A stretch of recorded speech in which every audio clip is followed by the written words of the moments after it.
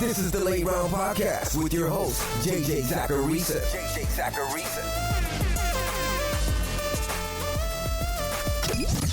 What's up, everyone? It's JJ Zacharisa, and this is episode 695 of the Late Round Fantasy Football Podcast, sponsored by FanDuel. Thanks for tuning in. Bye weeks make this show tougher, and that definitely showed in week 6, because not a whole lot went right last week. Alec Pierce fortunately found the end zone. Eno Benjamin was RB21, but the fact that I'm even calling out Eno Benjamin as a semi-win tells you that it was a bad week. Daniel Jones, total mediocre streamer. Isaiah McKenzie, trash. MVS, trash. Zay Jones, a 23% target share, but still just 9.2 PPR points. The deep plays either got hurt or they disappointed. I mean, in all honesty, last week was probably the worst week of this sleeper show ever. Bad weeks will happen, and it's tough to choose players here, but I need to be better than that performance. I was like Isaiah McKenzie last week. On to week 7, let's turn things around. Before getting to this week's sleepers, I want to remind everyone that Twisted Tea and FanDuel have joined forces to bring you a one-of-a-kind contest series that gives you a chance to compete for your share of thousands of dollars in site credit. Introducing Twisted Tea's College Football Picks, a sports betting-focused contest series that's entirely free to play. The contest is simple. Each college football game will be assigned money line, spread, and total markets with assigned points to each market. All you have to do is make 6 selections based on those 3 markets and earn points for each correct selection you made. If at the end of the day your score ranks among the best in the contest, you'll be eligible for your share of site credit. Head over to FanDuel.com/TwistedTeaPicks and make your picks. And remember, please drink responsibly. In this first section of the show, I talk about players rostered in more than 10% of Yahoo leagues, but less than 50% of them. And you might be able to start them this week. And it's a rough week for buys, so some of these players may have to find your lineup. Let's kick things off with a quarterback streamer. I've got 3 quarterback streamers in this tier, and I'm talking about 4 of them today, because we've got Josh Allen and Jalen Hurts on bye. We'll start with Jimmy Garoppolo. Jimmy G gets Kansas City. They're a team that ranks as the 4th best opponent for quarterbacks in adjusted fantasy points allowed to the position. He's been a top 10 fantasy quarterback in consecutive weeks, including a negative game script last week against Atlanta, where he threw the ball 41 times while scoring 17 fantasy points. Garoppolo hasn't been amazing, but he's actually scored 14 plus fantasy points in 4 of 5 games. That one down game came against Denver, and Denver's been strong against quarterbacks this year. This game against the Chiefs could see the 49ers in another negative game script, but even if it doesn't, it's likely going to be pretty competitive. And FanDuel Sportsbook has this game with a 48.5 point over-under. So I think Garoppolo is okay if you need a bye-week fill-in. Matt Ryan to me is in the same tier as Jimmy G. We saw a turnaround last week with Ryan where he threw for 389 yards and 3 touchdowns. The question is, was it fluky? Not necessarily. This was discussed on my other podcast, Living the Stream, this week by my co-host Denny Carter of NBC Sports Edge. He noted that Matt Ryan's time to throw in that game last week was 2.37 seconds. That's what PFF had him at. I then looked at what that was from weeks 1 through 5, and he was holding onto the ball for 0.3 seconds longer during those games. His average depth of target from weeks 1 through 5 was 6.9. In week 6, it dropped to 5.7. In other words, he was getting rid of the ball quicker. Maybe they operate similarly this week. Maybe they don't. Maybe they saw a particular matchup that they wanted to exploit last week. But there was at least something that changed. Something that can make you feel a little bit more confident in Ryan. The Colts get Tennessee in week 7, and while it's a little scary because the Titans are coming off a bye, the secondary has been bad this year. They rank as the 6th best matchup for opposing quarterbacks according to adjusted fantasy points allowed. So Matt Ryan, like I said, right there with Jimmy G. As is Daniel Jones in my opinion. The Giants get the Jags. It's not a special matchup or anything on paper per se, but Jacksonville's the team who just got destroyed by Matt Ryan. And they're also a team that's allowed the 5th highest adjusted target share to running backs this season. The Giants and Saquon Barkley, meanwhile, they rank well above average in running back target share. We saw Deion Jackson do work against the Jags just last week. That could favor a Giants team that's lacking wide receiver weapons. But Danny Dimes continues to get opportunity on the ground too. He's averaging almost 8 rush attempts per game, and even after a 6-yard performance on the ground last week, he's still almost at 40 rushing yards per game this season. He probably still has more upside than the other 2 quarterbacks that I just talked about, but the other 2 are probably safer options.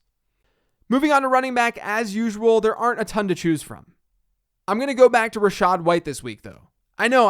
Leonard Fournette saw a workhorse snap rate last week. He saw a lot of work again. Rachaad White then took a hit.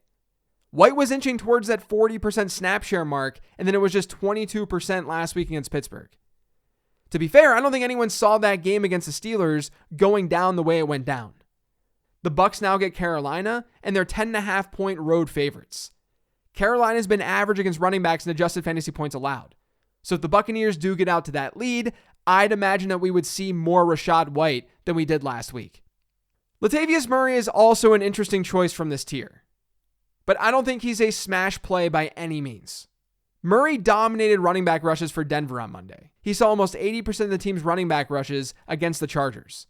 But there's a lot of issues with Murray. Number one, we only have a 1-game sample on him with Denver. What if Denver just decides to get Melvin Gordon more work again? Nathaniel Hackett actually came out and said yesterday that Melvin Gordon is going to be the starter this week. That's a huge issue. Number two, Murray's snap share in week 6 still wasn't that amazing. He played fewer than half the Broncos snaps, and he played just 6 more snaps than teammate Mike Boone. Number 3, Russell Wilson is banged up. Evidently, his hamstring issue is more day-to-day than the initial report that said that he could be out for a while, but that's still a problem. Even though Wilson's not been good, he's still the best option for Denver. And then number 4, the Jets' defense is playing well. That's who the Broncos get this week. They rank as the 8th toughest matchup against running backs in adjusted fantasy points allowed, and they've been great over their last 3 games in particular. Murray's fine as a fill-in this week because if last week's usage continues, he has a shot to be an RB2 with a touchdown. I'm just not overly optimistic because I think it's rational to be a little bit cautious. Kenyan Drake is another running back that you could target this week from this tier. At the time of this recording, there's still not a ton of information about J.K. Dobbins. He didn't practice on Wednesday after his knee tightened up in week 6 in the second half of that game, though there was an article on BaltimoreRavens.com about how MetLife Stadium turf could have contributed to that, and they might have just been cautious with him. Maybe that's the case, maybe it's not. Even if Dobbins goes this week, we don't know if he's going to be 100%. So in comes Kenyan Drake, who gets a dream matchup against a Browns defense that's the 3rd best matchup for running backs, at least in terms of adjusted fantasy points allowed. If Dobbins doesn't go, Drake is a very good play off the waiver wire. Next, wide receivers. We'll start with Alec Pierce. Paris Campbell's still playing ahead of him, but Pierce has back-to-back top 25 performances in PPR formats. And he's averaged a 17% target share over his last 4.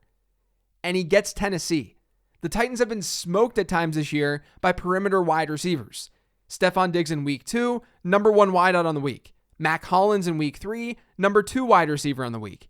De'Ami Brown in week 5, number 6 wide receiver on the week.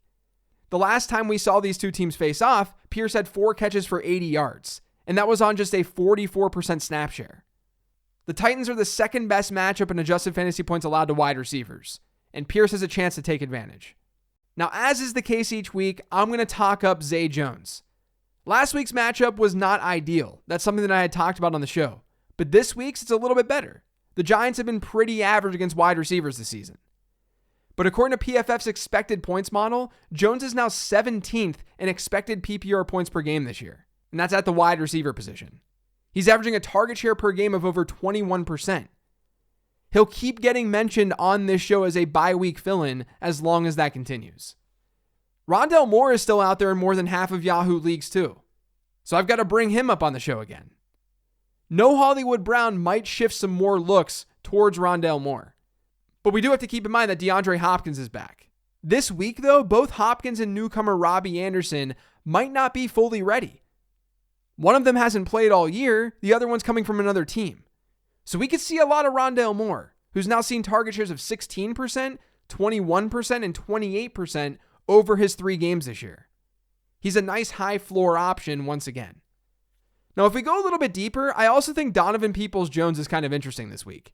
The Browns haven't faced the Ravens yet this year, but DPJ has 3 consecutive games of okay enough production, averaging 65 yards per game and a 20% target share per game during this stretch.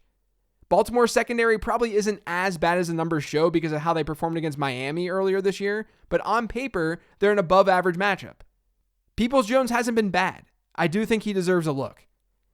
And then the only tight end in this tier to talk about is Evan Ingram, who gets a revenge game against the Giants. Ingram has a 25% target share over his last 2 games. He just can't find the end zone, so he hasn't been super fantasy relevant. But now he gets the Giants, who rank as a top 10 option for tight ends and adjusted fantasy points allowed. I think he makes a ton of sense this week. Looking at players rostered in fewer than 10% of Yahoo leagues, I've got one more quarterback streamer for you, and his name is Davis Mills. The Raiders have played 5 games this year, and in those 5 games, they've allowed 5 top 10 quarterback performances, including one to Russell Wilson, including one to Ryan Tannehill. As I said on the 10 Trends episode, they're the worst team in adjusted fantasy points allowed to quarterbacks. That doesn't mean that anyone can do well, and will be tested this week with Davis Mills. But purely from a matchup standpoint, it's there. At running back, Caleb Huntley is looking good as a player. I talked about him too on the 10 Trends episode. And I noted how he's tied with the second best success rate at running back across the entire league so far this season. The Falcons' offensive line is playing well, and the Falcons have a top 10 offense by expected points added. We can hate on what they're doing all we want, but they've been effective. As long as they don't fall into a negative game script, of course. That's very possible against Cincinnati as 6.5-point road underdogs. And that presents a problem for Huntley. He hasn't seen a single target this season. A negative game script would be very bad for him. But Huntley saw 47% of Atlanta's running back rushes this past week, and there really aren't many running backs in this sub 10% tier that are seeing any work at all. We're not perfect at predicting game script, so Huntley at least makes some sense as an extremely deep play. I think Sony Michel makes more sense than Caleb Huntley. The Chargers have a huge 29-point implied team total according to FanDuel Sportsbook. They get the Seahawks. The Seahawks are a top 5 matchup for running backs in adjusted fantasy points allowed. And Joshua Kelly is banged up and likely out for at least a couple of weeks. Michel played over 32% of LA's snaps in week 6 as a result of that injury. And he saw 8 carries and 3 targets. The matchup is better in this one, and there's always the off chance that the Chargers just get out to a big lead. So I actually don't mind Michel this week if you're desperate at running back. Now, I've talked about Matt Ryan, I talked about Alec Pierce, but Paris Campbell makes sense as a deep play too. He's been playing starter snaps with Michael Pittman this year, and he had 11 targets last week. It was by far his biggest performance of the season with 18.7 PPR points scored. Tennessee can be beat through the air, and while I do like the outside matchup there, Tennessee hasn't been especially strong in the slot this year either. So Campbell is also in play for this Colts offense. And then there are a few tight ends to talk about here. Daniel Bellinger is someone that I mentioned on the 10 Trends episode because his routes run number has increased week over week. He led that team in routes run in week 6. Jacksonville's not a great matchup, but that kind of usage deserves a shout. Cade Otton is someone that I like a little bit more as a streamer though. Cameron Brate's not officially out, but I would be shocked if he plays this weekend after his injury in week 6. When Brate missed week 5, Otton saw a 14% target share, and he ran 49 routes on 52 Tom Brady dropbacks. That's amazing usage. So Cade Otton needs to be on your streaming radar. And then finally, Juwan Johnson. He's going on Thursday night this week against the Cardinals, and Arizona is the second best matchup for tight ends in adjusted fantasy points allowed. Adam Troutman has already been ruled out for that game. Though Troutman hasn't been hugely effective himself for fantasy purposes, he can take looks away from Juwan Johnson. Michael Thomas and Jarvis Landry are out this week too. So given the matchup, given the injuries, people might be sleeping on Juwan Johnson this week. Now, as for the streaming defense this week, I think there's 3 of them to look at. I know that I've talked up Indianapolis players on today's show, but there's a very real chance they just revert back to how they were playing before week 6. And that would make Tennessee, who's coming off a bye, a viable play. Miami gets the Steelers as big home favorites, and they were the 15 transactions defense. So a lot of you probably already have them. But the last one, don't sleep on the Jets.